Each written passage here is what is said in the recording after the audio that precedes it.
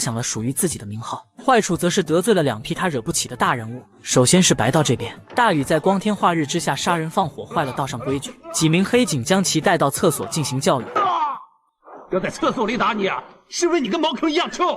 黑警一边暴揍大禹，一边要求对方缴纳以前肥尸双倍的保护费，否则就要大禹下半辈子在监狱度过。而等到大禹熬过1小时的毒打，走出厕所，没想到又在停车场被另一帮人围住，等待他的又是一阵拳脚伺候。抬头一看，动手之人竟是东兴社的画室人丧彪。如今没了肥尸，他便威胁大禹过来替他做事，不然就要对方去地下与肥尸会面。1天下来，接连挨了2次群殴。倒霉的大禹简单治疗后，约出老大商量对策。可后者一听大禹同时得罪了黑白2道，他害怕自己也受牵连，只是丢给大禹一把喷子，要求对方自求多福。